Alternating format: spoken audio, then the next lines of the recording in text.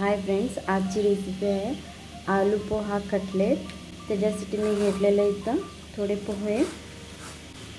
आता मी ह्याला धुवून घेतो। इथं हे पोहे धुवून घेतलेले आहे। एक 5 मिनिटं मी पोह्यांना असं ढापून ठेवूया, कारण हे पोहे नरम व्हायसाठी आम्ही ह्याला एक 5 मिनिटं ढापून ठेवूया। तर इथं आमचे पोहे भिजलेले आहेत। ह्याला आता हाताने थोडं असं नरम करून घेऊया।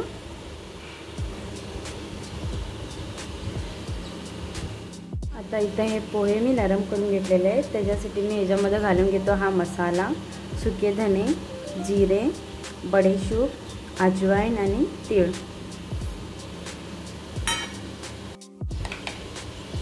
आता ह्याच्यामध्ये घालून घेतो मी थोडीशी हळद आणि हे चवीप्रमाण मीठ। आता इथं घालून घेत आहे मी ही थोडीशी हिरवी मिरची आणि ही कोथिंबीर।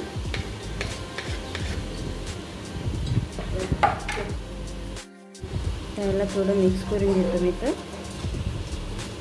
आता हे पोहे मिक्स झालेले आहेत। त्याच्यामध्ये मी घालून घेतो एक उकडलेला बटाटा। आता ते पण आम्ही इथं मिक्स करून घेऊया। आता मी ह्याच्यामध्ये घालून घेतो हा बारीक चिरून घेतलेला कांदा। तर इथं हे पण आम्ही मिक्स करून घेऊया। हे आता मिक्स झालेलं आहे। आता आम्ही थोडंसं पोषण घेऊया आणि त्याला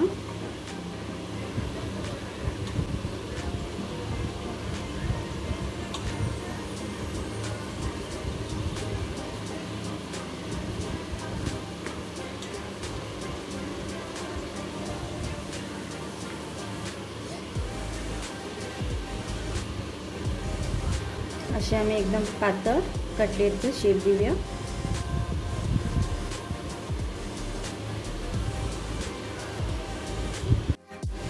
हे आपले इथं कटलेट रेडी झालेलं आहे। आता ह्यांना आम्ही फ्राय करून घेऊया।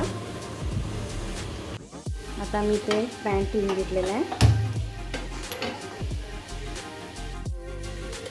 आता इथे पॅन गरम झालेला आहे। मी घालून घेते थोडं तेल।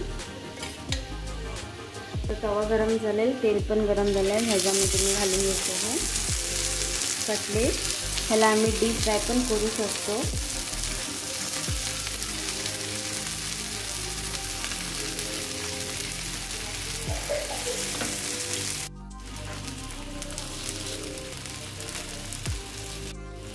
मी ते गॅस एकदम बारीक ठेवून घेतलेला आहे।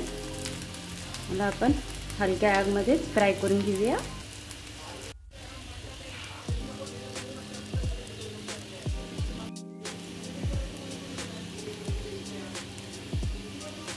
आता हे एक साईडला फ्राय झालेले आहेत। ह्यांना आता आम्ही पलटून घेऊन दुसऱ्या साईडला फ्राय करायला ठेवूया।